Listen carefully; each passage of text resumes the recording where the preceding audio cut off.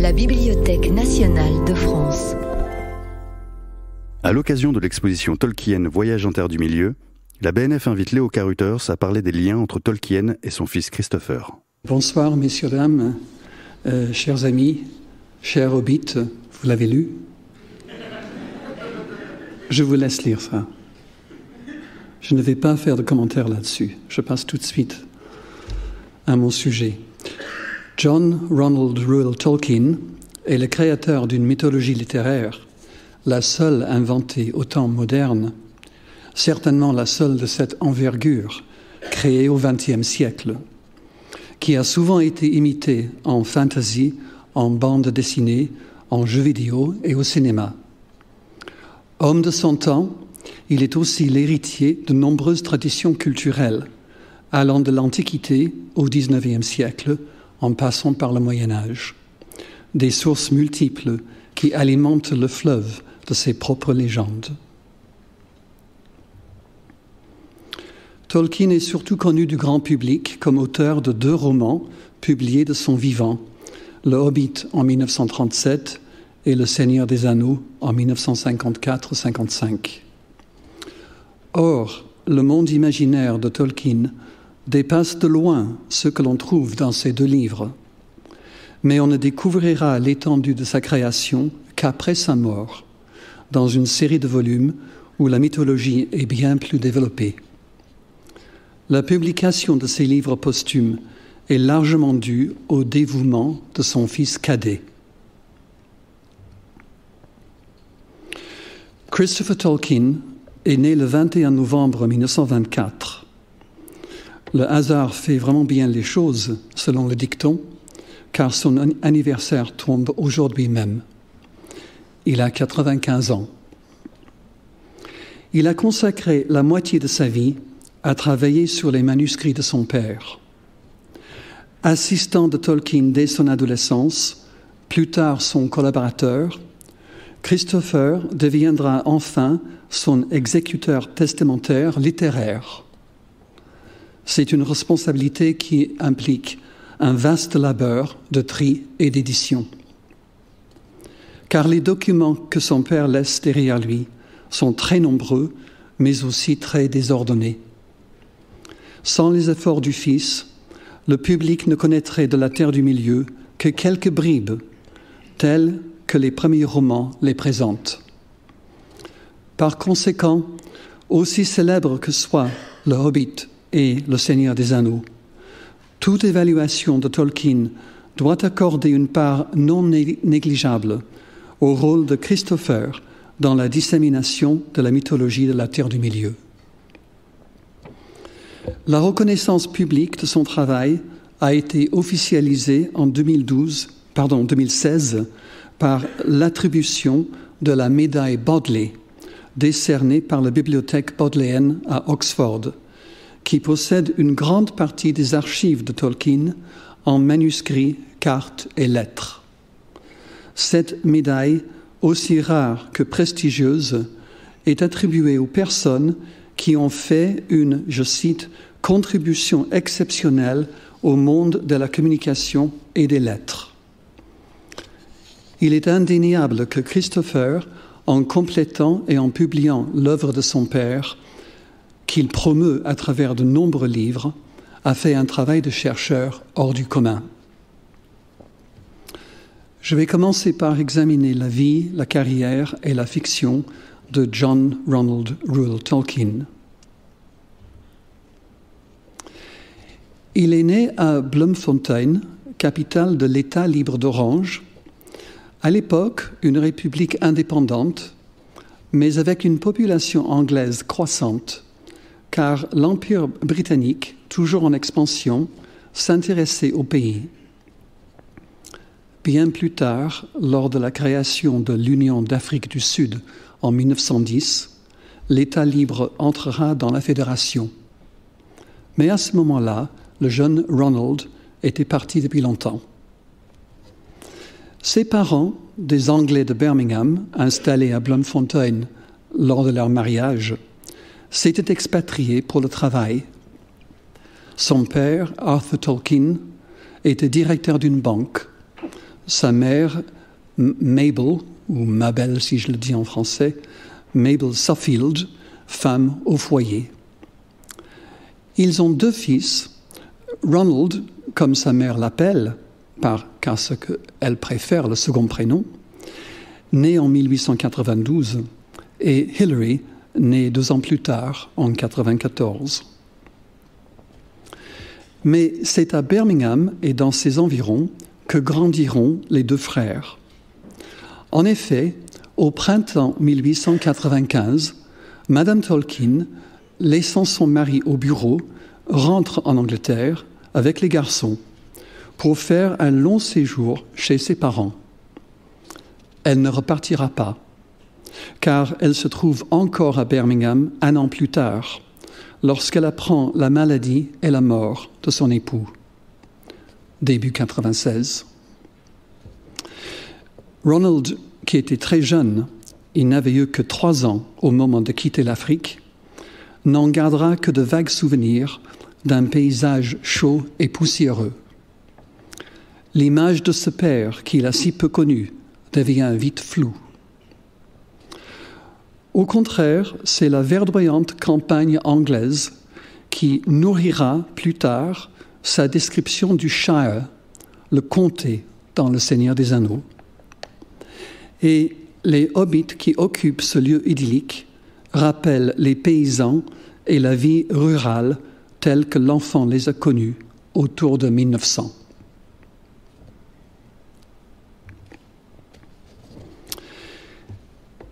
Cette même année, 1900, un événement profond marquera la vie spirituelle et la formation intellectuelle de Ronald. Sa mère se convertit au catholicisme après une quête religieuse dont on sait peu de choses, car la plupart des lettres de Mabel ont été détruites. Elle entraîne sur le même chemin ses 2 enfants de 8 et 6 ans, aux grandes dames de sa propre famille et de celle de son défunt mari. Des 2 côtés, les Suffield et les Tolkien sont tous protestants, opposés aux catholiques, qui sont à cette époque très minoritaires en Angleterre et plutôt mal vus par la société protestante bourgeoise. Malgré cette opposition, Ronald restera catholique fervent et pratiquant jusqu'à la fin de ses jours.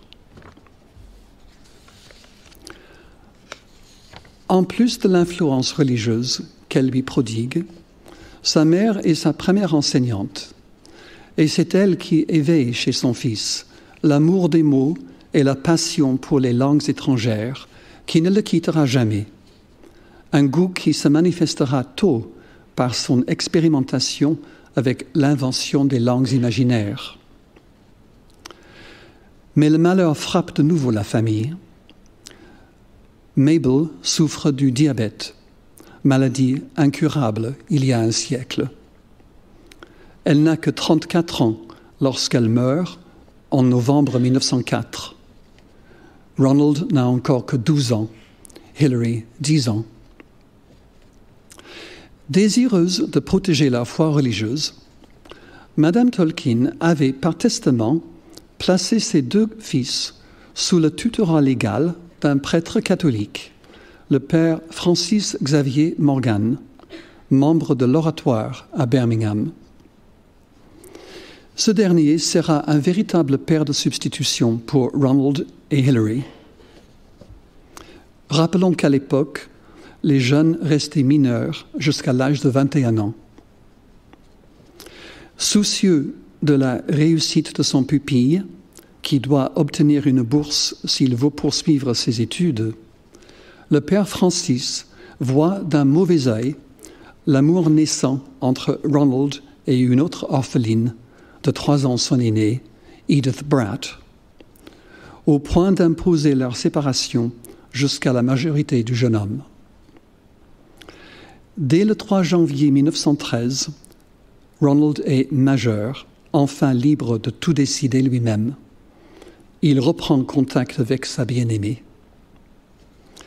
Malgré ce contretemps propre à l'adolescence de Tolkien, Francis Morgan restera pour lui un père de substitution et ami proche, non seulement de Ronald, mais aussi de sa femme Edith et de leurs enfants, jusqu'à la mort du prêtre en 1935, à l'âge de 78 ans.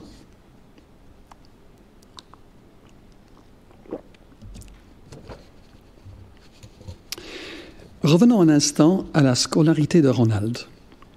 D'abord élève à l'école de l'oratoire, puis au lycée King Edward's à Birmingham, Ronald, sa bourse en poche, effectue ses études supérieures à Oxford durant 4 ans, à Exeter College.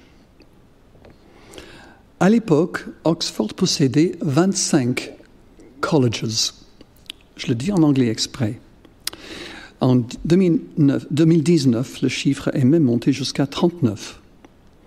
Pour écarter toute confusion, il faut préciser qu'au sein de l'université, le mot « college » n'a pas le même sens qu'un collège en français, car il s'agit d'un lieu de vie et d'enseignement supérieur. Les colleges sont des parties constituantes de l'université et la vie de Tolkien est étroitement associée à plusieurs d'entre eux. Doué pour les langues et littératures anciennes, en première année de fac, il étudie le grec et le latin. Mais en deuxième année, poursuivant son goût personnel, il choisit la philologie germanique, qui comprend le groupe linguistique primitif dont fait partie le vieil anglais, ancêtre de sa langue maternelle. C'est en effet dans ce domaine qu'il fera plus tard carrière, après la fin de la Première Guerre mondiale. C'est là aussi, dans la philologie germanique, qu'il faut chercher les racines de son imagination fertile qui a conduit à la création de la Terre du Milieu. Durant la Grande Guerre, Tolkien sert comme officier dans l'armée britannique et participe au combat sur le front français à la bataille de la Somme. Mais il souffre beaucoup de la fièvre des tranchées, maladie véhiculée par les poux, qui sévit parmi les troupes et n'épargne pas les officiers.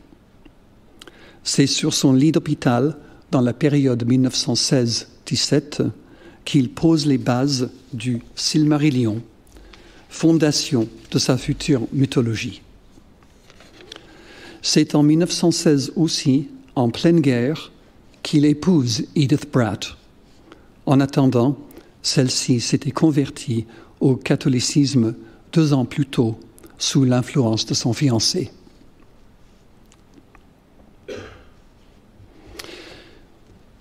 Leur fils aîné John, né en 1917, leur deuxième Michael en 1920. Après la guerre, Tolkien trouve brièvement un emploi de philologue travaillant sur le New English Dictionary, pour lequel il rédige surtout des entrées de la lettre W.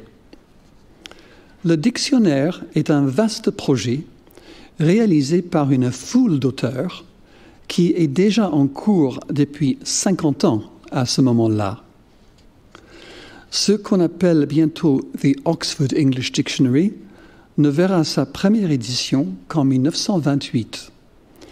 Il est publié en 12 gros volumes, ce qui aide à comprendre pourquoi on avait besoin de quelqu'un pour travailler principalement sur une lettre, le W en l'occurrence. Mais Tolkien quitte le dictionnaire en 1920 et ont obtenu un premier poste d'assistant d'anglais à l'université de Leeds, où il restera 5 ans. C'est là que naît en 1924 son troisième fils, Christopher, lui qui va jouer un rôle majeur un demi-siècle plus tard dans la diffusion de la mythologie. Priscilla, le 4e enfant de Ronald et Edith, naîtra en 1929, après le retour de la famille à Oxford.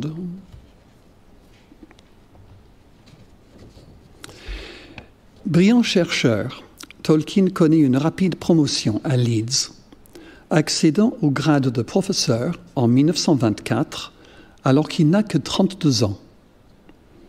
Il s'était vite fait une réputation de philologue et de médiéviste, spécialiste des langues anciennes. En 1921, il avait composé un glossaire de moyen anglais pour accompagner une anthologie de textes en poésie et en prose du XIVe siècle, intitulée 14th Century Verse and Prose, édité par Kenneth Sisam, son ancien directeur d'études. Ce livre servira à des générations d'étudiants dans les facultés de lettres jusqu'à nos jours. Très fouillé, long de 162 pages, le mini-dictionnaire de Tolkien occupe le tiers du volume. Témoin de sa passion pour le sens et l'origine des mots, c'est aussi sa première publication dans le domaine professionnel. Fort de cette expérience, en 1922, Tolkien est invité à faire le même type de glossaire pour une nouvelle édition des œuvres de Chaucer, destinée aux étudiants. Avec le méticuleux qui le caractérise, il y travaille durant des années. Mais pour diverses raisons, le projet sera abandonné par ses collaborateurs. La préparation de cette édition de Chaucer et l'intérêt intense du philologue pour la langue du poète resteront longtemps oubliés jusqu'à la découverte, seulement en 2012, de toutes ces notes dans des cartons conservés au sous-sol des presses universitaires à Oxford.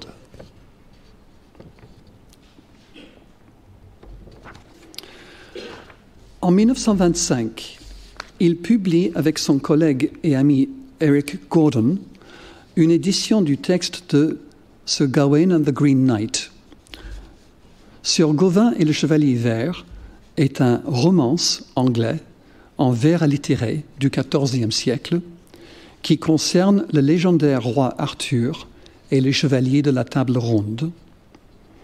Avec ses notes copieuses, ce livre fait encore autorité aujourd'hui. Tolkien prépare également une traduction en anglais moderne du poème médiéval, mais celle-ci ne sera éditée qu'après sa mort par les soins de son fils Christopher. La même année 1925, il est élu à Oxford à la chaire d'anglo-saxon qui vient de se libérer.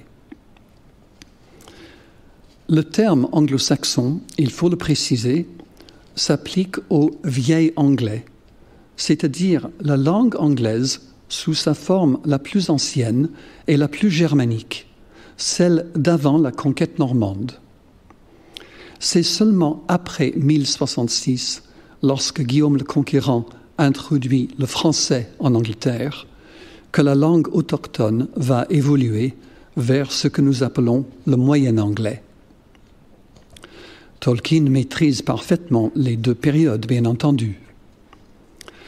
Nommé d'abord à Pembroke College, il y restera 20 ans, de 25 à 45, avant son élection comme professeur de langue et littérature anglaise, toujours à Oxford, mais attaché à Merton College, où il termine sa carrière en 1959. En marge de ses recherches savantes et de ses multiples obligations universitaires, Tolkien n'a jamais cessé de composer des contes et légendes, souvent d'inspiration médiévale et en rapport avec la mythologie qu'il développe sans relâche depuis 1916. Pendant de nombreuses années, il travaille sur le Silmarillion. Pour les personnes qui ne l'ont pas encore lu, s'il y en a dans la salle, il peut être utile de donner une courte explication de ce terme, car Silmarillion n'est ni anglais ni français. Comme souvent chez Tolkien, il s'agit d'un mot imaginé par lui en Quenya, l'une de ses langues elfiques. Le Silmarillion, comme son nom l'indique, raconte l'épopée des Silmarils. Ces derniers sont 3 cristaux sacrés contenant un peu de la lumière divine, diffusée par les 2 arbres, telle qu'elle existait avant même la création du soleil et de la lune. On voit clairement par cela que nous sommes dans le domaine du mythe, du récit des origines du monde. Forgé par l'elfe Fëanor à partir de Silima, substance qu'il a lui-même inventée, ces bijoux vont se trouver au cœur de l'histoire des elfes et de leur guerre contre le Vala Melkor, esprit du feu. Les Valar sont des démiurges ou puissances angéliques, à qui le créateur de l'univers a confié la tâche d'ordonner et d'embellir la terre.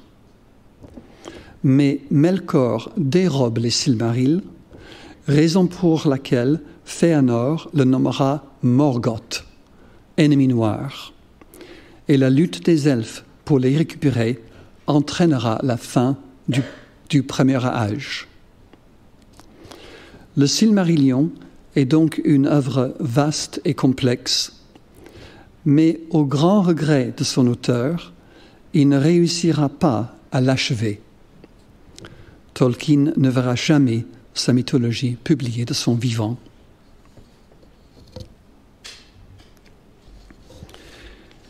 Néanmoins, en 1937, il connaît le succès littéraire avec The Hobbit, histoire rédigée sans visée commerciale au début, car la première version n'était pas destinée à la publication.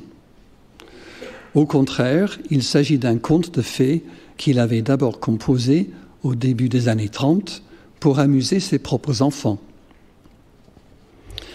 L'invention du terme « hobbit », qui n'est ni anglais, ni français, ni rien d'autre, est emblématique de la créativité de Tolkien, de son goût pour les mots curieux qui font rêver le lecteur.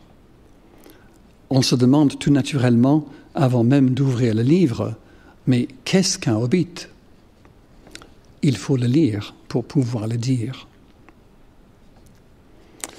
Les langues inventées constituent un autre pilier de sa mythologie. À toutes, il donne une origine, une histoire et une grammaire. Même fictives, elles doivent évoluer selon des règles phonétiques authentiques. Elles ressemblent en cela aux langues réelles que nous parlons, chacune ayant changé au fil des siècles selon les tendances linguistiques inhérentes au genre humain, renforcées par les mouvements de population et les rencontres culturelles. C'est l'idée qui sous-tend les langues elfiques, le Quenya et le Sindarin. Grâce au savoir de Tolkien, le spécialiste, qui, dans son domaine professionnel, était un philologue réputé, les langues parlées en Terre du Milieu, surtout le Quenya et le Sindarin, qui sont les plus développées, fonctionnent comme de vraies langues, souvent imitées dans ce sens par des auteurs de fantasy. Tolkien fondait son invention sur des connaissances linguistiques qu'aucun autre écrivain n'a égalées à ce haut degré.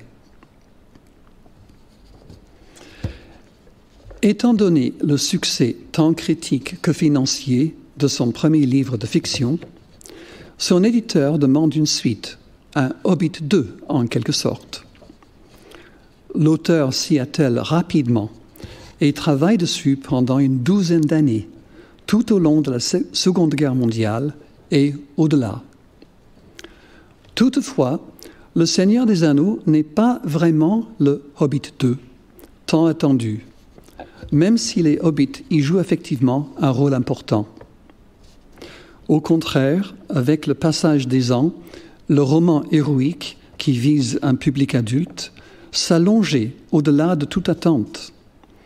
Peu à peu, il s'assimilait à la grande mythologie, toujours en progression, le Silmarillion, ou récit du premier âge, qui forme l'arrière-plan ancien de la guerre de l'anneau, qui, elle, se déroule à la fin du troisième âge. Tiraillé entre le désir de terminer son œuvre gigantesque, qui ne plaira, craint-il, à personne, et les exigences de la maison d'édition qui veut un livre viable, ni trop long, ni trop cher, dans les difficiles conditions économiques d'après-guerre, Tolkien accouchera enfin au Seigneur des Anneaux. du Seigneur des Anneaux. Ce dernier est terminé, selon le témoignage de ses lettres, à Noël 1949. Mais entre révision, appendices et négociations frustrantes avec les éditeurs, qui ont peur devant la longueur du texte, Le Seigneur des Anneaux ne verra enfin le jour qu'en 1954 et 1955. Pour des raisons pratiques et économiques, il est publié en 3 volumes. Jugeant lui-même que le nouveau roman n'est pas vraiment ou pas seulement la suite du Hobbit, Tolkien estime qu'il faut inclure au 3e tome plusieurs appendices censés pallier l'absence du Silmarillion. À partir donc de 1954-55, Tolkien connaît la renommée littéraire, suivie d'une certaine richesse, du moins un confort matériel tel qu'il ne l'a jamais connu de sa vie précédente. Car Le Seigneur des Anneaux, très populaire, s'avère un grand succès financier. Et les choses auraient pu en rester là. L'auteur a continué pendant des années, de manière épisodique, à travailler le Silmarillion, mais le refus de son éditeur de publier la mythologie en même temps que Le Seigneur des Anneaux l'avait terriblement chagriné, au point de le décourager. Cela contribue à empêcher Tolkien de conclure son grand projet, dont le public n'en connaissait que ce que les appendices du Retour du Roi nous laissent apercevoir. On n'y voyait que des ajouts à une histoire magistrale, ouvrant un peu la perspective ancienne qui précède le récit. Les lecteurs ne pouvaient pas savoir qu'une grande partie de la mythologie du Premier Âge existait déjà. C'est ce qu'on découvre 4 ans après le décès du romancier et grâce au labeur de Christopher Tolkien lors de la publication du Silmarillion en 1977. Nommé exécuteur littéraire de son père, Christopher occupe une position unique qui lui permet de s'attaquer à la tâche monumentale consistant à trier une masse de documents désordonnés. 3e fils du mythographe, il faisait bien sûr partie du premier auditoire du Hobbit, dont les origines remontent au début des années 30, dans sa prime jeunesse. En septembre 1937, lors de la publication du conte, il va sur ses 13 ans et a pleine conscience de la signification de l'événement, car il a même aidé à corriger les épreuves du Hobbit. Christopher a quelque chose de plus par rapport à ses frères et sa sœur, car il partage avec son père le goût pour les langues et les littératures anciennes. C'est même la voie professionnelle qu'il suivra, lui aussi. Mais avant cela, la Seconde Guerre mondiale éclate et toute la famille sera affectée. En 1943, à 18 ans, Christopher entre dans la Royal Air Force, puis il poursuit sa formation de pilote en Afrique du Sud, en 1944 et 1945. Durant cette période, son père lui écrit très régulièrement en lui envoyant les chapitres du Seigneur des Anneaux au fur et à mesure de leur composition, afin de connaître ses réactions, car l'opinion de son fils, on le voit bien dans les lettres publiées, lui est chère. Après la guerre, Christopher conclut ses études à Oxford. Il obtient d'abord la licence d'anglais en 1949, puis il prépare une thèse en littérature islandaise médiévale sur la saga du roi Heiðrek le Sage, texte du XIIIe et XIVe siècle qui raconte des légendes nordiques primitives. Il devient également membre attitré des Inklings, le groupe littéraire animé par son père et C.S. Lewis, devant lequel il lit les nouveaux chapitres du Seigneur des Anneaux. C'est à Christopher qu'on demande de les lire parce qu'on estime qu'il est meilleur lecteur que son père, dont l'élocution est considérée comme moins distincte. C'est aussi lui qui redessinera la carte de la Terre du Milieu en vue de la publication en 1954, car la version sur laquelle travaillait son père, corrigée et recollée à de nombreux endroits, était devenue quasi illisible et tombée en lambeaux. Vous pouvez le voir dans l'exposition.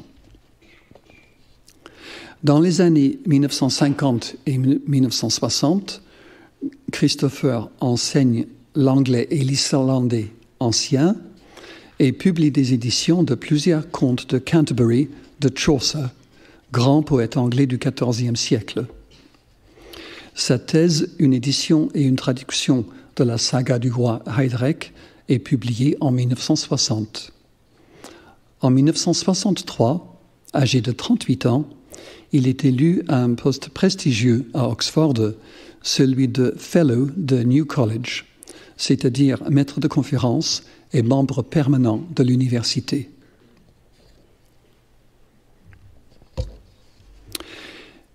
Dix ans plus tard, lors du décès de son père en septembre 1973, Christopher est solidement établi dans sa carrière.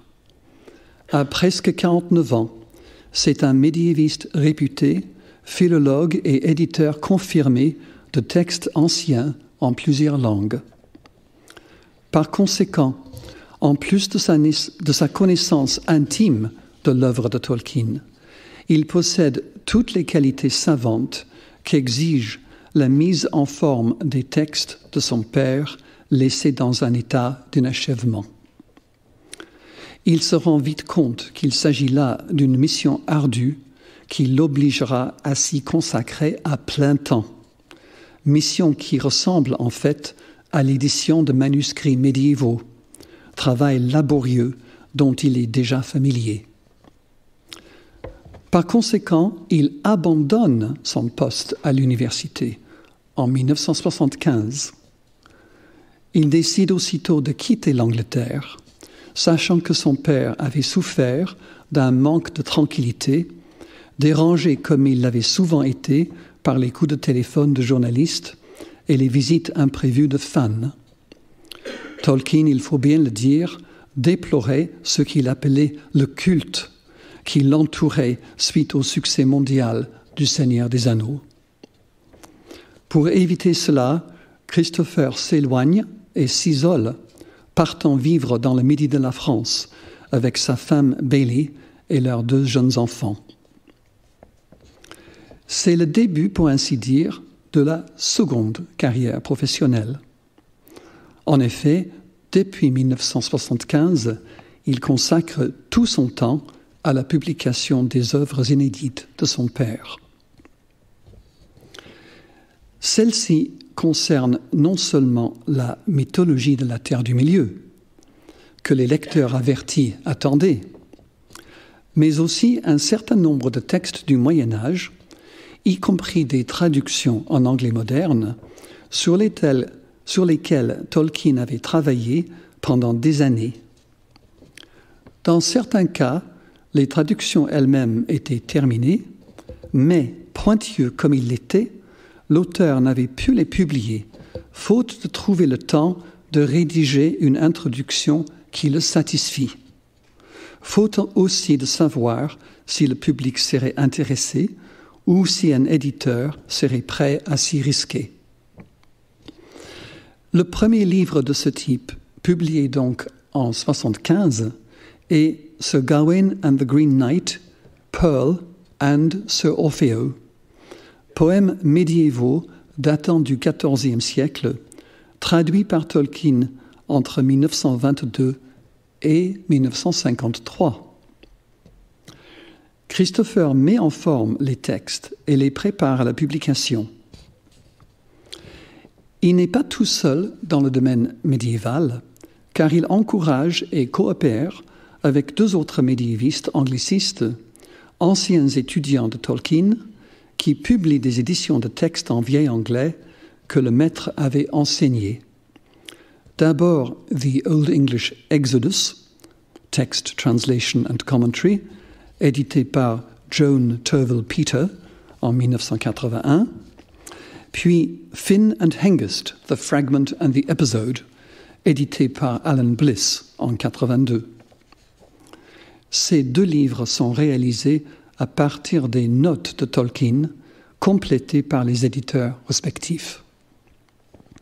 Le premier est un poème biblique fondé sur le livre de l'Exode, chapitres 13 et 14 dans l'Ancien Testament, qui décrit la traversée de la mer Rouge par les Israélites. Le second est un bref poème héroïque, mais fragmentaire, en rapport direct avec un épisode dans Beowulf, dont Tolkien est un spécialiste reconnu.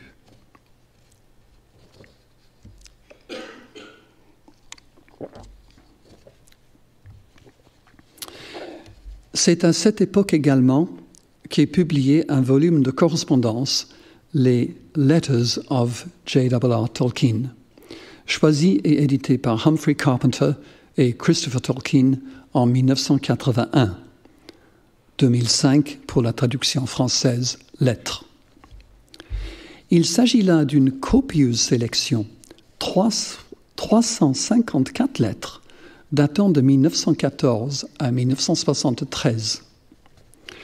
Dans certains cas, les récipiendaires avaient gardé les originales qu'ils ont prêtées pour la publication. Mais Tolkien avait l'habitude aussi de conserver soit une esquisse manuscrite de ses propres lettres, soit une copie carbone faite sur la machine à écrire. Est-il besoin de rappeler que l'ordinateur personnel et le traitement de texte n'existaient pas à l'époque? Rédigée à l'intention de sa famille, de ses amis, ainsi que des lecteurs de ses œuvres de fiction, elle forme une source précieuse pour approcher la pensée de Tolkien et connaître ses remarques sur ses propres écrits. C'est une chose étonnante de voir que cet auteur, qui se plaignait constamment d'un manque cruel de temps pour écrire, se donnait néanmoins la peine de répondre à ses lecteurs, souvent en maint détail, afin d'élucider des points obscurs du récit. On comprend en fait qu'il continuait à réfléchir au sens profond de sa mythologie. Sa correspondance était un moyen d'exprimer ses idées, parfois même de les développer, raison pour laquelle il était important pour lui d'en garder une copie. En 1983, Christopher regroupe et fait republier 7 articles déjà parus dans des revues savantes, mais difficiles d'accès pour le public non universitaire, dans un volume intitulé « The Monsters and the Critics and Other Essays », Les monstres et les critiques et autres essais. Le titre fait référence à un article célèbre de Tolkien qui étudie le poème vieil anglais Beowulf, un article remontant à 1936 qui a eu une profonde influence sur les générations suivantes de critiques. L'essai du titre est loin d'être seul, car cette anthologie inclut plusieurs autres articles d'un grand intérêt linguistique et littéraire, rédigés par Tolkien à différentes dates. Le volume est disponible en version française depuis 2006.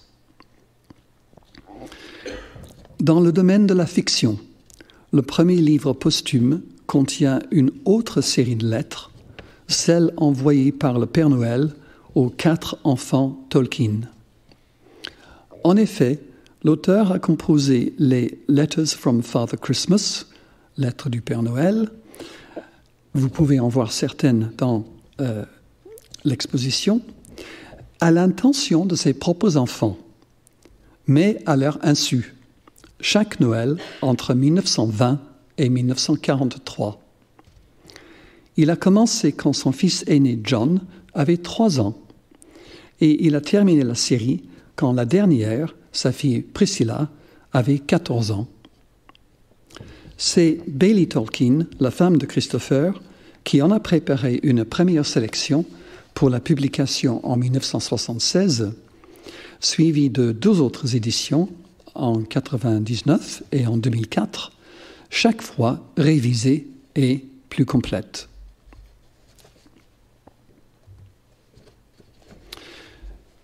Se tournant vers la mythologie, Christopher publie d'abord The Silmarillion en 1977. La version française sortira rapidement l'année suivante. Puis les Unfinished Tales of Numenor and Middle-earth en 1980, contes et légendes inachevés. Ces 2 éditions, qui retracent la genèse de la Terre du Milieu, représentent un choix difficile, car Christopher découvre, souvent dans les dossiers de son père, plusieurs versions d'une seule et même histoire, rédigées à des années d'écart, corrigées et réécrites par Tolkien plus d'une fois. Ce n'était pas évident de savoir quelle version publier, car la dernière n'est pas forcément la plus complète, ou bien elle contient des passages qui contredisent ou annulent ce qui a été écrit ailleurs. Il fallait donc faire un sérieux travail de tri et de comparaison afin d'en tirer des versions lisibles et cohérentes. Mais ensuite, sentant le besoin d'expliquer les décisions qu'il a prises pour ses premiers volumes, ainsi que de mettre davantage de textes de son père à la disposition des lecteurs, Christopher prépare une série de 12 volumes accompagnés de commentaires et de copieuses notes savantes, parus entre 83 et 96. C'est The History of Middle-earth, œuvre gigantesque, l'histoire de la Terre du Milieu, dont seuls 5 volumes sont disponibles en français.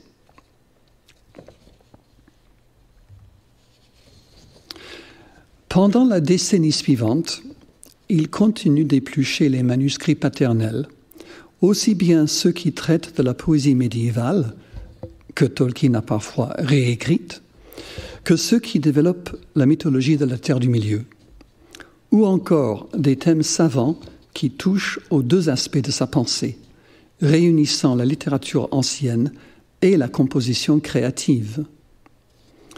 Après un certain hiatus, donc, les nouveautés se multiplient.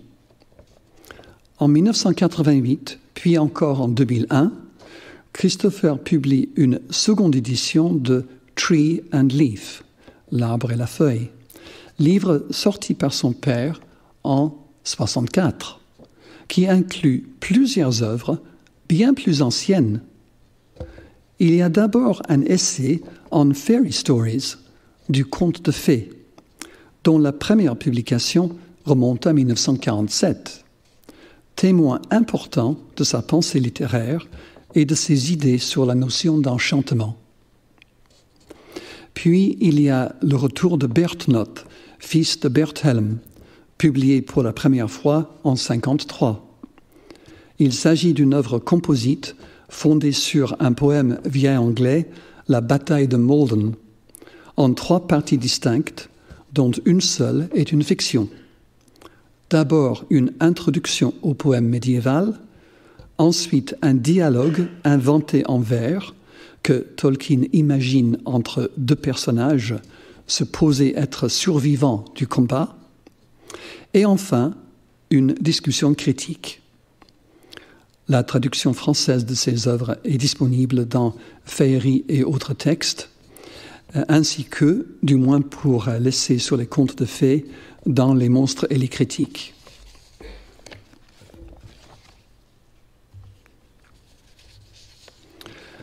En 2008, la maison d'édition HarperCollins publie un recueil de divers éléments déjà parus, sous le titre « Tales from the Perilous Realm », Contes du royaume périlleux.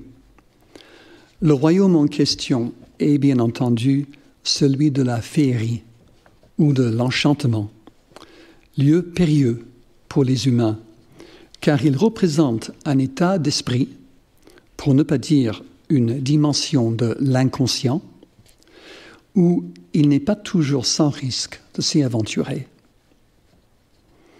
Le nom de Christopher n'y apparaît pas, mais en revanche, le livre est présenté par Tom Shippey, médiéviste angliciste et spécialiste renommé de Tolkien. En plus de l'essai sur les contes de fées, il contient plusieurs histoires brèves.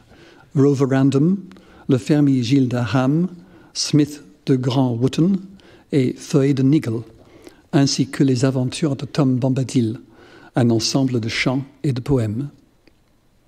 Certaines parties du livre étaient déjà disponibles en français dans Féerie et autres textes.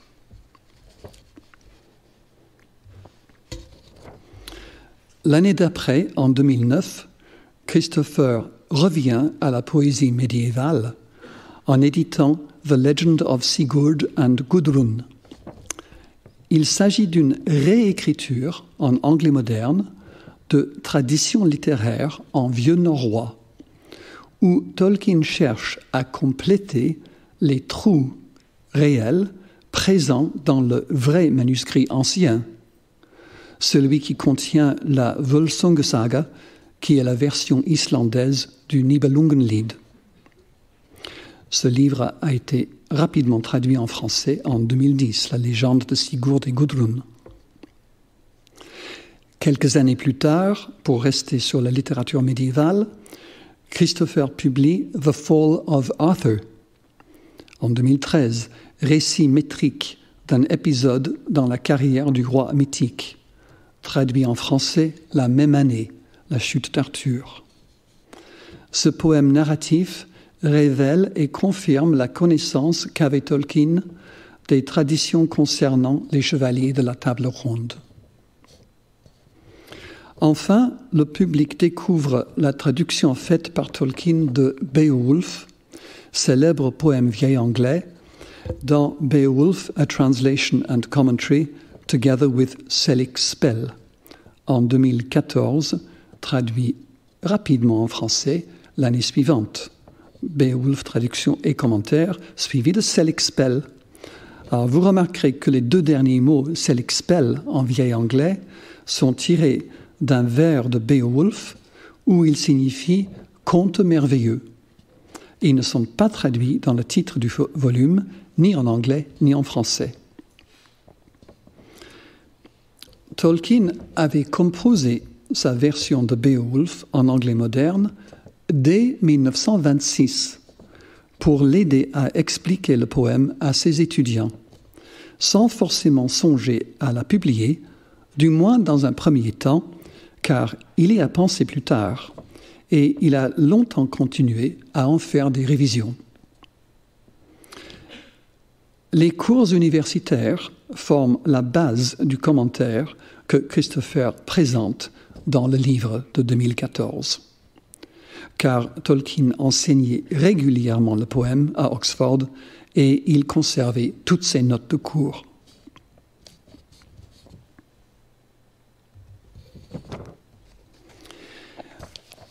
Étant donné l'envergure de la tâche, il n'est pas surprenant de découvrir que Christopher a parfois confié certains travaux précis à d'autres collaborateurs. Il faut donc mentionner The Story of Kullervo, édité par Wöhlenflieger en 2015, une histoire qui remontait jusqu'à 1912-14, donc c'est très tôt dans l'écriture de Tolkien. L'histoire représente la version métrique d'un épisode du Kalevala, poème épique finnois dont les racines remontent au Moyen-Âge et qui a inspiré plusieurs éléments de la mythologie de la Terre du Milieu. Tolkien avait lu le Kalevala pour la première fois en 1911 en traduction anglaise, plus tard en finnois, langue dont la musicalité, selon son témoignage, enivrait son esprit. Kullervo est à l'origine de Turin Turambar, l'un des enfants de Húrin et héros du Silmarillion. Un autre personnage, le vieux magicien finlandais, se retrouve dans ce curieux feu follet, Tom Bombadil. Un an plus tard, en 2016, Verlyn Flieger revient à la charge, cette fois pour éditer The Lay of Eotru and Itrun, un lait breton que Tolkien avait publié en 1945.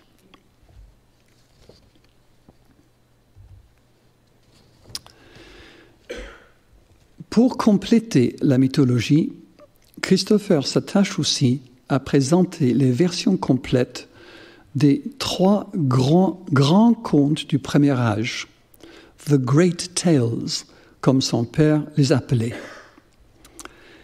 Il s'agit de plusieurs histoires déjà parues, mais sous forme condensée, dans le Silmarillion de 1977. En 2007 paraît donc The Children of Húrin, en français les enfants de Húrin, l'année d'après. 10 ans plus tard, en 2017, Beren and Lúthien, même titre en français, rapidement traduit, Beren et Lúthien. Et en 2018, The Fall of Gondolin, traduction française, La chute de Gondolin l'année d'après, très récemment. Ce dernier livre, sans doute le dernier dans tous les sens, car le fils écrit dans l'introduction que son travail est désormais achevé, nous donne un aperçu de la complexité de la tâche, car elle présente les différentes strates d'écriture et de publication que la mythologie a traversées. Voici donc un résumé de ces étapes. La composition de la chute de Gondolin, élément clé de l'histoire, remonte à 1917, version que l'auteur a corrigée en 1919 et 1920. 30 ans plus tard, en 1951, Tolkien a rédigé la dernière version du conte, à la suite du Seigneur des Anneaux, car son grand roman avait un peu bousculé la cohérence entre les différents âges de la mythologie. Plus long, le texte de Gondolin de 1951 reste néanmoins incomplet. En 1977, Christopher en donne une version abrégée qui constitue le chapitre 23 du Silmarillion. Ensuite, en 1980, il publie le texte long dans les contes et légendes inachevés. Puis, la version originale, celle de 1917, ressort en 1984 dans le second tome du livre des contes perdus, début de la série L'histoire de la Terre du Milieu. Enfin, en 1985, dans Les Laits du Beleriand, troisième volume de l'histoire de la Terre du Milieu, Christopher présente une autre variante du texte, une ébauche composée cette fois-ci en vers allitérés, style médiéval que Tolkien affectionnait. La nouvelle édition de 2018, qui examine en détail l'évolution de la chute de Gondolin, regroupe donc toutes les versions dispersées du conte, écrites à différents moments de la vie de Tolkien. Dans la préface de 2018, Christopher laisse entendre qu'il s'agira du dernier livre qu'il publiera à partir des manuscrits de son père. Il avait déjà dit ça en 2017 dans l'introduction de Beren et Lúthien, un ouvrage composé sur le même principe, c'est-à-dire donnant les différentes versions de ce conte. Cette fois-ci, il semble bien que la chute de Gondolin soit vraiment le dernier volume de la mythologie. On peut supposer qu'après la publication du Silmarillion, de l'histoire de la Terre du Milieu et de ces 3 grands contes, Christopher puisse enfin avoir le sentiment d'en avoir fait le tour. S'étalant sur plus de 40 ans, cette longue liste des éditions dirigées par Christopher Tolkien, la plupart du temps seul, parfois à l'aide de collègues, voire des membres de sa famille, révèle l'incroyable contribution du Fils à la publication de l'œuvre de son Père. Qu'il s'agisse des pensées érudites sur les langues et les littératures médiévales, exprimées dans les essais, ou de cette imagination fertile qui n'a jamais cessé d'élaborer sa grande mythologie. Sans le travail inestimable de Christopher, notre connaissance du monde de Tolkien serait infiniment moindre. En fait, la majeure partie de sa vision de la Terre du Milieu resterait inaccessible. Une telle situation est unique, me semble-t-il, dans l'histoire de la littérature anglaise, pour ne pas dire mondiale. Qu'il en soit ici remercié. Et j'ose conclure en vous invitant à me joindre en disant un grand joyeux anniversaire, Christopher.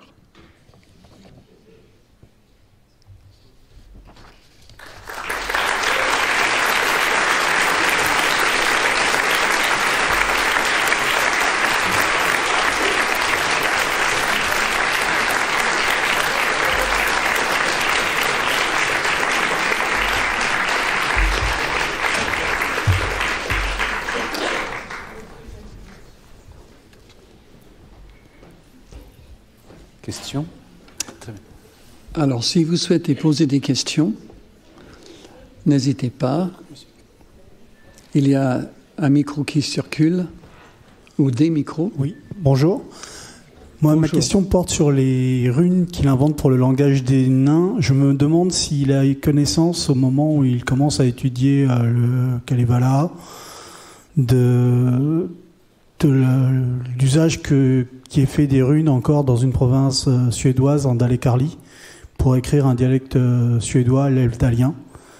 Et s'il a également connaissance de l'utilisation des runes qui sont faites en Hongrie chez les Sicules.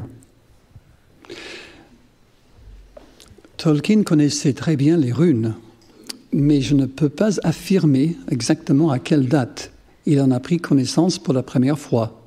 Certainement au plus tard, durant ses études universitaires, sinon avant.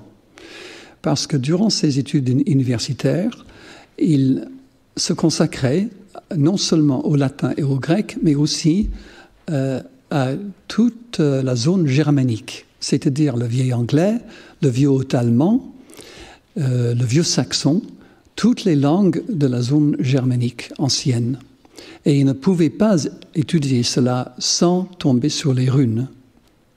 Donc, je peux affirmer, sans aucune hésitation, que durant ces années-là, 1911 à 1915, il les connaissait. Je ne peux pas affirmer avant, parce que je ne suis pas sûr. Il a lu le Kalevala en 1911, donc c'est sa première année à l'université. Mais les runes ne figurent pas dans le Kalevala, parce que le Kalevala est rédigé en finnois. Et le finnois n'est pas une langue germanique. Et je ne pense pas que les Finnois employaient les runes. Les runes étaient spécifiquement employées par les peuples germaniques à partir du IIe siècle de notre ère.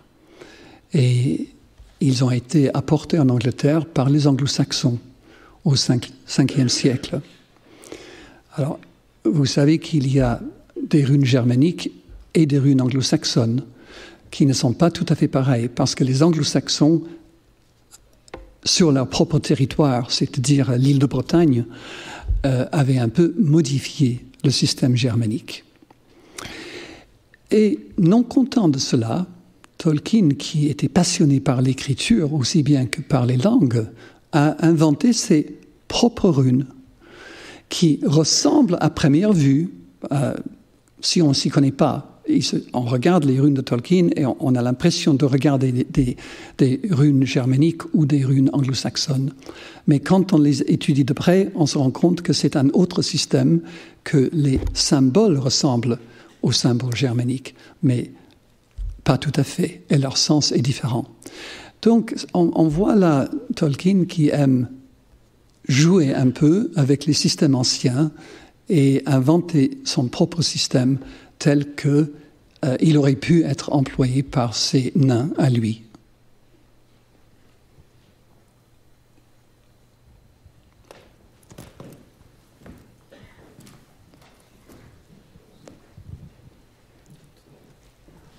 Bonsoir. Alors, moi, j'ai plusieurs questions. La semaine dernière, on a pas mal parlé de l'univers végétal de Tolkien et puis d'écologie, donc c'était très intéressant. Alors, je ne sais pas si on peut parler. Je peux poser cette question sur cette thématique ce soir. J'ai une première question, j'en ai une deuxième. Alors, la première, ça parle du don amer. Pose la question du don amer de la mort, puisque dans les différents reportages, Arte avait produit des reportages et où on abordait cette thématique de la conception de la mort chez Tolkien par rapport à sa propre éducation judéo-chrétienne et cette dichotomie qui est entre les elfes et les humains qui est assez complexe, qui est difficile à comprendre sous plein d'aspects et qui est une sorte de paradoxe. Et puis la deuxième question, c'était sur le 4e âge, parce que Tolkien a écrit dans certains magazines qu'il avait commencé à réécrire un cycle. Bon, comme on sait que sa pensée était assez labyrinthique, il a produit des choses. Puis au bout d'un moment, il s'est arrêté parce qu'il a dit que ça recommençait, le mal revenait, et puis qu'il avait arrêté parce que bon, finalement, ça intéressait un peu moins. Voilà, c'était mes deux questions. Merci. Oui, le don amer, c'est bien la mort. Je pense qu'il y a peu de personnes qui n'ont pas peur de la mort. On peut apprendre à l'affronter, on peut apprendre à surmonter notre peur, mais la peur reste au fond de nous. Et même quand on est croyant et quand on pense qu'il y a une vie après la mort, on pense que quelque chose en nous va survivre. Néanmoins, le grand vide reste un peu terrifiant. Parce qu'on est sûr de rien, on ne sait pas ce qui va se passer. Les gens n'aiment pas l'idée de mourir. Et c'est ça que Tolkien développe dans cette notion du don amer. Mais c'est amer pour qui? C'est amer pour les gens qui redoutent l'extinction ou qui espèrent peut-être qu'il y a quelque chose après la mort, mais qui ne savent pas trop bien ce que c'est. L'expression est employée par Arwen. Et Arwen est une elfe. Donc, logiquement, elle est éternelle. En tout cas, tant que le monde existe, les elfes continueront d'exister. Mais si une elfe épouse un homme qui, lui, est mortel, elle perd son éternité et elle devient mortelle, elle aussi. Et Arwen choisit cette mortalité, mais par amour pour son mari, n'empêche qu'elle souffre. Et elle souffre non seulement parce que, comme nous tous, nous ne savons pas ce qu'il y a de l'autre côté, mais parce qu'elle est certaine qu'elle ne verra plus son père, elle ne verra plus les elfes. Parce que si elle devient mortelle, elle partagera le sort des humains. Et elle ne partagera plus le sort des elfes. Et ça, c'est dur. Ça, c'est très dur à supporter. Et puis, pour votre deuxième question sur le 4e âge, je pense que Tolkien ne voulait pas tomber dans le réalisme. Et déjà, il avait placé son 3e âge, la guerre de l'anneau, à une époque très, très reculée de notre histoire ancienne. Et il ne voulait pas dire exactement à quel moment ça s'était passé. Peut-être durant le Paléolithique, mais peut-être seulement. Donc, il se rendait compte lui-même que c'était dangereux d'essayer de développer le 4e âge, parce que le 4e âge, dans sa mythologie, c'est l'âge des hommes. C'est l'âge où les hommes dominent la terre. Et que les elfes ont disparu, que les hobbits se sont cachés, se sont devenus des lutins, si vous voulez, et les elfes sont devenus des fées. Donc, en parlant du 4e âge comme l'âge des hommes, il risquait d'entrer dans la réalité notre réalité quotidienne. Et ça, il voulait l'éviter parce que son vœu le plus cher était de créer une mythologie. Et une mythologie, c'est toujours un récit des origines, mais un récit dans un temps mythologique, par définition, donc non précisé. Et c'est pour ça que je crois que, après avoir écrit une centaine de pages sur le 4e âge, il a laissé tomber. Bonsoir. Merci pour votre conférence. Je voulais vous demander, alors on a bien vu le travail de publication, de tri, d'archivage énorme qu'avait fait Christopher Tolkien. Je voulais vous demander si, comme son père, il n'avait pas à un moment de sa carrière exprimé des velléités lui-même d'écrivain. Est-ce qu'il a essayé à la fiction lui-même, à la réécriture de mythes germaniques, comme a pu le faire son père, ou est-ce qu'il s'est cantonné à une tâche d'exécuteur littéraire, comme vous l'avez montré? Et alors, je voulais juste poser une seule question, mais la question à laquelle vous venez de répondre m'a donné une seconde idée. Donc dans le Silmarillion, il y a tout ce récit de la création du monde, toute une cosmogonie qui est développée, des divinités, etc. Vous avez dit vous-même que pour lui, cet univers mythique était une sorte de genèse à notre monde réel. Comment est-ce qu'il articule ce récit païen des origines, polythéiste, etc., avec sa foi chrétienne? Merci. Alors, pour la première question, merci beaucoup. À ma connaissance, Christopher ne s'est pas essayé dans la fiction. En tout cas, j'en ai pas connaissance de cela. Il n'en a jamais parlé. Je crois que toutes ces énergies ont été consacrées à la publication des œuvres de son père. Mais il faut quand même attirer l'attention sur le fait que dans beaucoup de ses œuvres, il y a les notes de Christopher. Et parfois, les notes sont vraiment très copieuses, très conséquentes. Et j'attire votre attention sur le fait que si vous examinez l'histoire de la Terre du Milieu en 12 volumes, et que vous regardez la page du titre, il n'y a pas le nom de J.R.R. Tolkien, il y a le nom de Christopher Tolkien. Donc en fait, l'histoire de la Terre du Milieu, c'est l'œuvre de Christopher. Bien sûr, ces 12 volumes contiennent beaucoup d'extraits de textes et beaucoup d'extraits des manuscrits de Tolkien et beaucoup de versions de ses œuvres. Mais la part d'apport de Christopher est si importante que l'histoire de la Terre du Milieu, c'est vraiment l'œuvre de Christopher. Alors, pour votre deuxième question sur la mythologie et comment accorder cela avec sa propre foi. Évidemment, Tolkien était catholique et fervent, mais il savait que Jésus était entré dans le monde à un moment précis, il y a seulement, mettons, 2000 ans, en gros. Mais il savait très bien que l'histoire humaine était beaucoup, beaucoup plus ancienne que cela. Et c'est pour cela qu'il place sa mythologie à lui longtemps avant. Environ, mais c'est très grossier, 6000 ans. Et tout en disant cela, il dit non parce que c'est pas vraiment réaliste à ce point-là.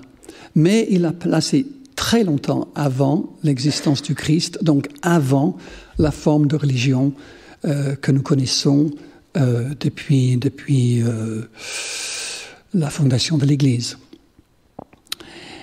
Alors, il n'y a pas de contradiction pour lui parce que, d'abord, la mythologie est une œuvre de l'imagination, que ce soit la mythologie romaine ou la mythologie grecque ou la mythologie nordique ou la mythologie celtique. C'est toujours des œuvres de l'imagination où les humains essaient de comprendre d'où ils viennent et essaient de comprendre quelles sont les origines de notre monde. Et le Silmarillion, c'est ça, c'est une tentative de raconter, pas d'expliquer, expliquer c'est autre chose, c'est pas la science, mais de raconter comment le monde est arrivé à devenir. Et comme cela se passe longtemps avant l'existence de la forme de religion que Tolkien lui-même pratiquait, il n'y a pas de contradiction à imaginer ce qu'était le monde il y a des milliers d'années. Voilà. Une remarque, si vous pouviez avoir l'obligeance de vous lever, comme ça notre conférencier verra dans quelle direction s'adresser. C'est plus agréable. Merci. Et merci d'être là avec nous ce soir. Ça continue un petit peu ce que vous étiez en train de dire, je pense. On sait qu'en 1951, Tolkien donc, a écrit une lettre à son éditeur Milton, je pense, dans lequel il disait qu'il avait donc longtemps eu l'ambition de créer une mythologie pour l'Angleterre, justement.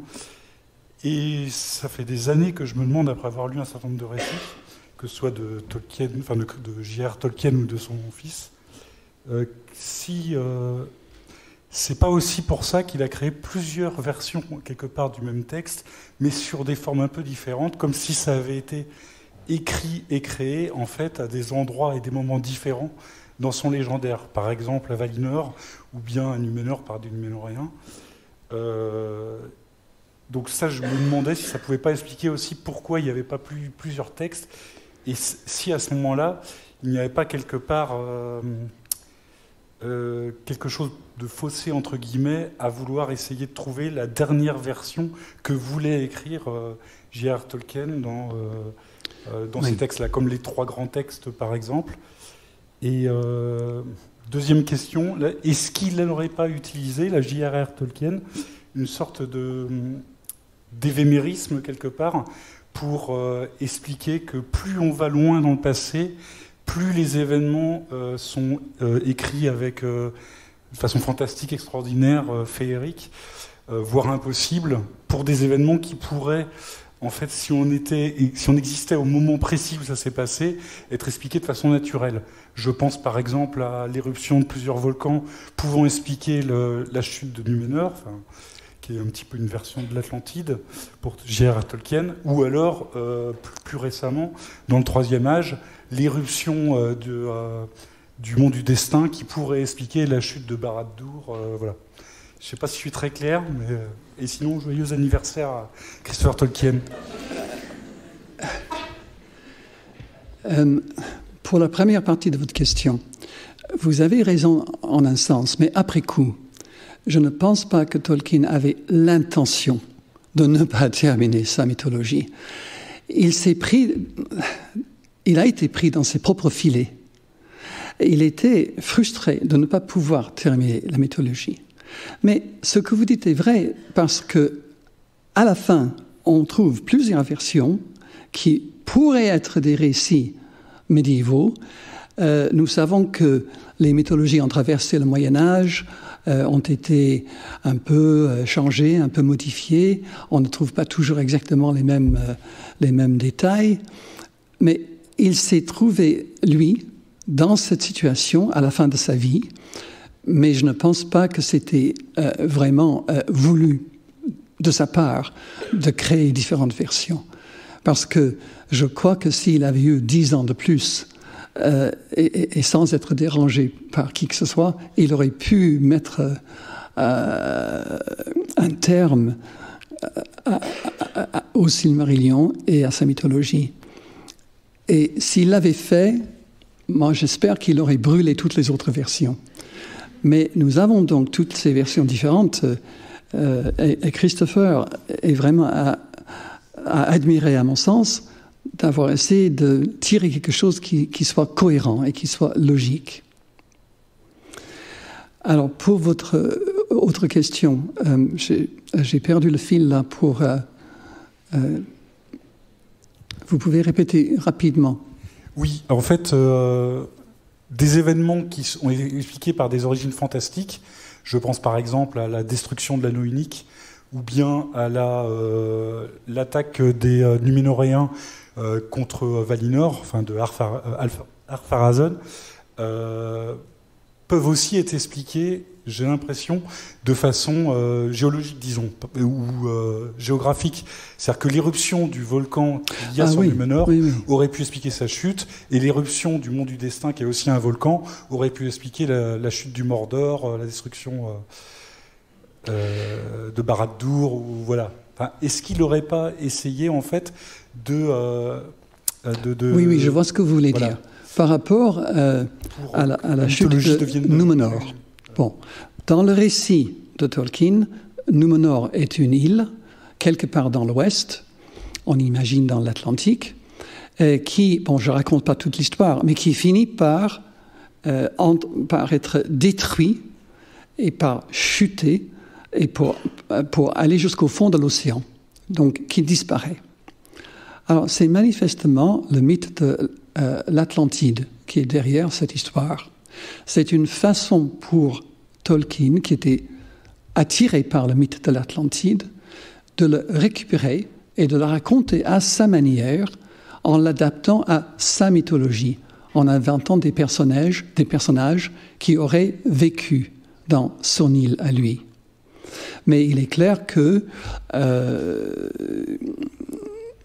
les volcans, les tremblements de terre, les changements de la terre sont à la base des mythologies réelles que nous racontons, parce que ça fait partie des efforts, des tentatives des humains de comprendre ce qui s'est passé dans leur monde il y a des siècles ou il y a des millénaires. Donc c'est sûr que quand on voit les volcans en éruption, c'est absolument terrifiant et on se demande ce qu'il y a au fond. Donc les hommes inventent des histoires autour de cela. Et ce genre de choses a inspiré Tolkien à faire, lui, sa propre mythologie avec des volcans, avec des tremblements de terre, avec des îles qui disparaissent, mais qui touchent aussi, ou qui sont inspirés en même temps, par des mythologies réelles qu'il connaissait, dont l'Atlantis dans ce cas-là. Bonsoir. Ma question est motivée par curiosité et gourmandise, dans le sens où on est tous très heureux de découvrir des nouveaux textes d'une année sur l'autre, et puis à l'exposition de découvrir des nouveaux dessins, des nouvelles cartes, c'est très enthousiasmant. Et vous avez mentionné que Christopher Tolkien a tiré par 2 fois sa révérence, mais que ça semble être la bonne. Est-ce qu'on sait si quelqu'un va reprendre la suite de son travail? Parce qu'il semblerait qu'il y ait quand même encore à la Bodleienne un certain nombre de documents, puisque j'avais entendu, ou j'ai lu un article comme quoi il y avait une personne attitrée aux documents à la Bodleienne et qu'il y avait encore un certain nombre de choses qui n'avaient pas, de caissons qui n'avaient pas été ouverts, des cartons encore avec du scotch, et que donc il reste des choses que personne n'a encore lues. Eh bien, allez-y. Qui s'en charge? Alors, justement, dans le catalogue de l'exposition, j'ai lu l'autre jour l'article de Catherine McIlwain, qui est l'archiviste à la Bodleienne. Donc, c'est une personne qui est bibliothécaire de formation, et elle est entièrement consacrée à gérer les fonds Tolkien. Et dans cet article, dans le catalogue, elle dit qu'il y a des cartons et des cartons, une douzaine de cartons, remplis de documents de toutes sortes. Alors, manifestement, Christopher, bon, il a fait le boulot, il ne va pas recommencer à 95 ans à travailler sur tous ces cartons, mais je pense qu'il y a matière pour les jeunes, donc qu'est-ce que vous attendez?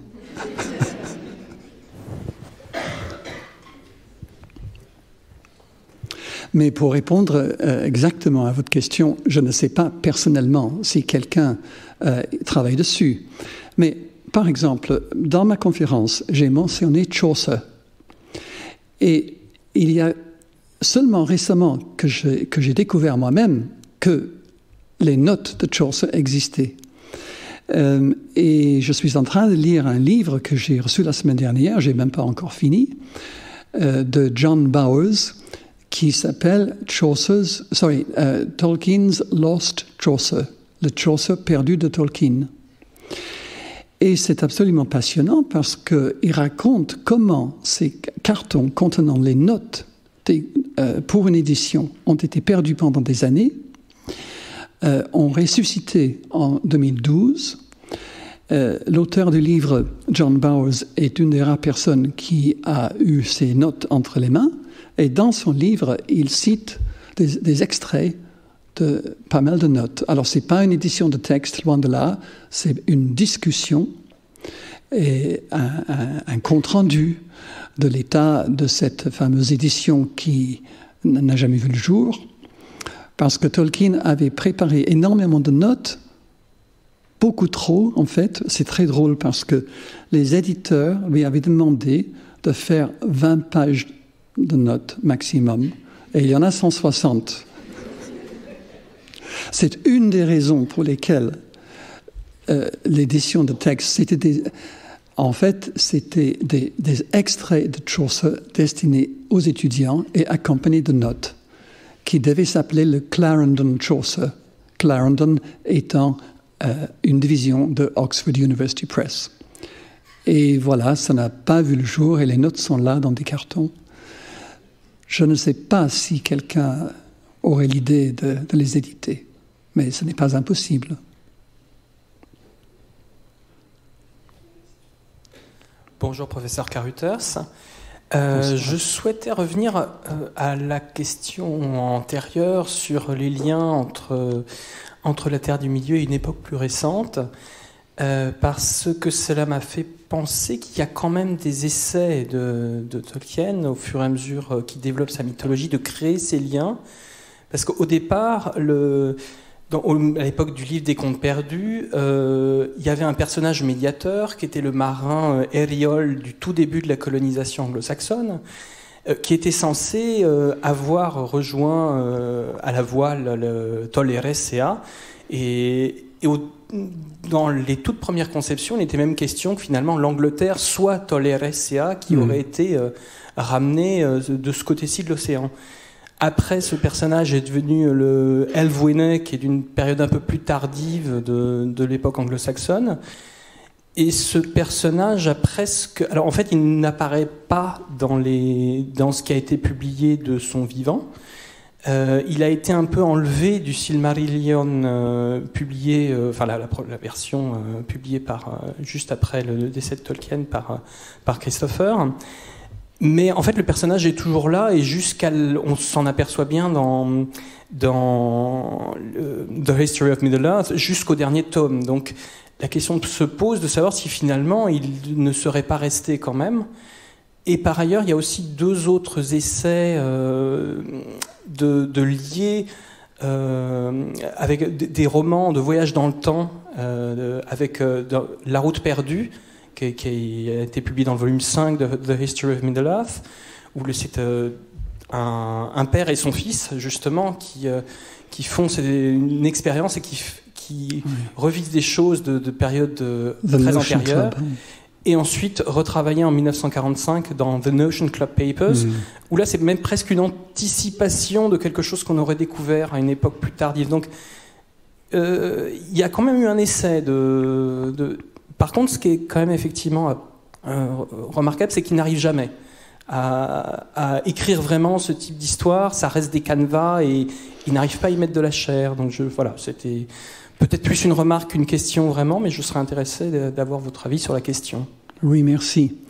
Malheureusement, ça fait partie des projets inachevés et abandonnés, mais peut-être inachevés plus que abandonnés, parce que jusqu'à la fin de ses jours, Tolkien nourrissait le rêve d'achever plusieurs des choses qu'il avait entreprises et qu'il n'avait jamais terminées.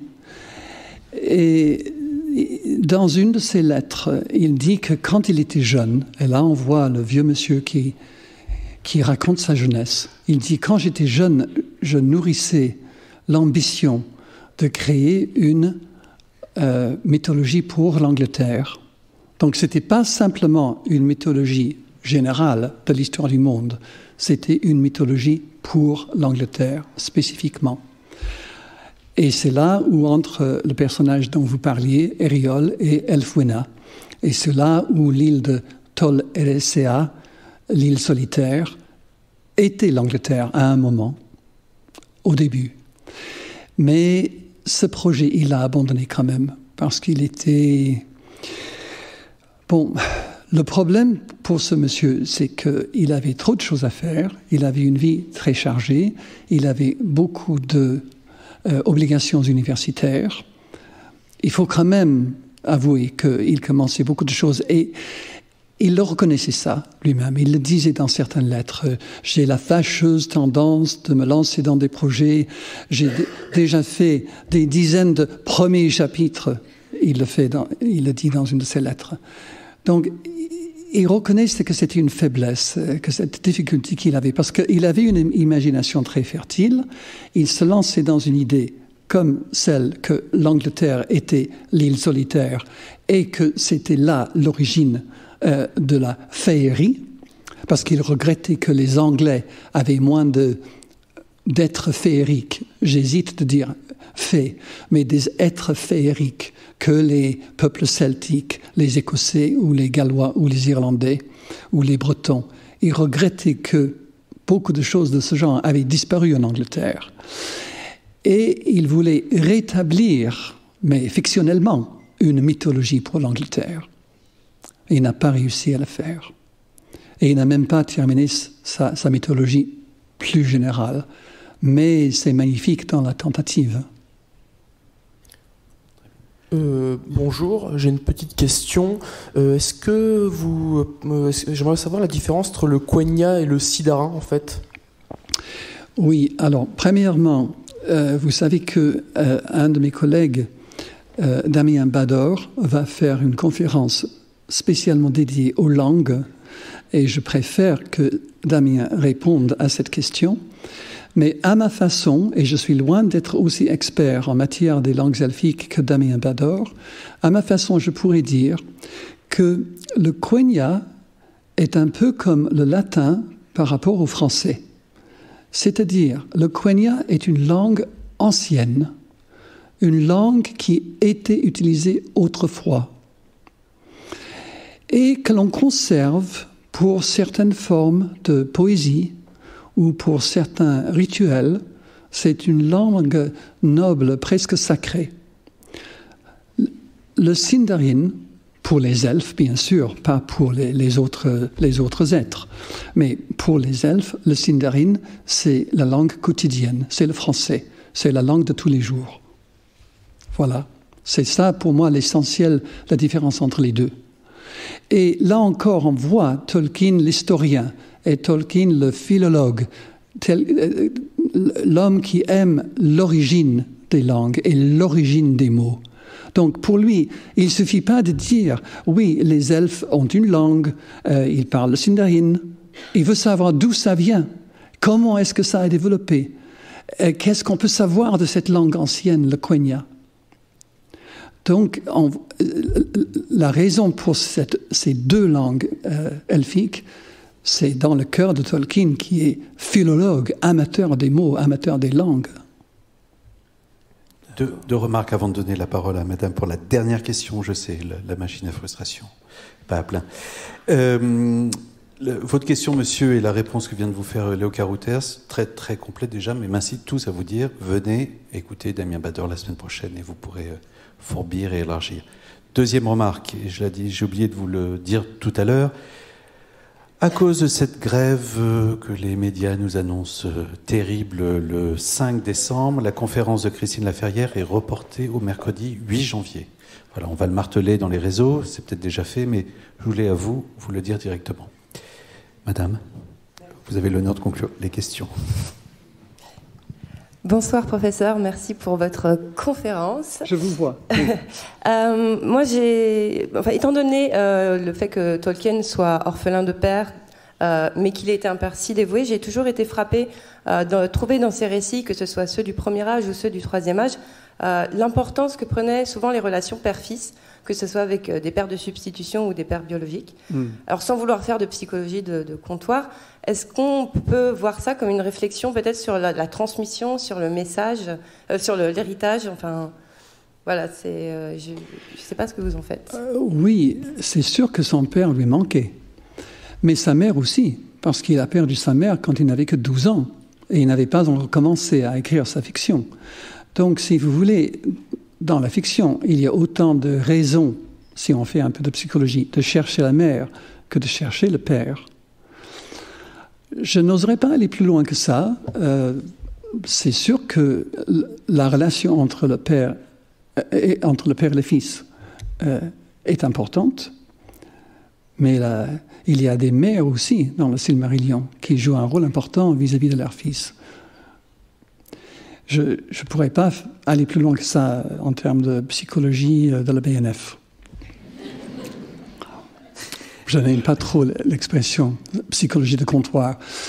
Je pense que c'est très dédaigneux, cette expression. Nous avons le droit d'avoir des pensées, nous avons le droit d'avoir des idées. Et même si c'est au comptoir, devant un ballon de rouge, nous avons le droit de dire, mais voilà ce que je pense parce qu'il a été influencé par ci ou par cela. Et vous n'avez pas besoin d'être docteur en psychologie pour avoir ce genre d'opinion. Bien. Merci Léo Carouters.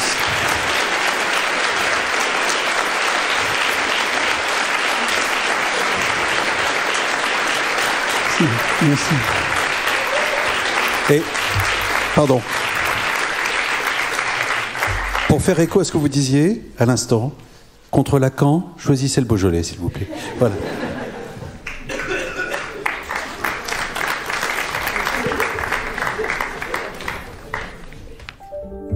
Vous venez d'écouter un podcast de la Bibliothèque nationale de France.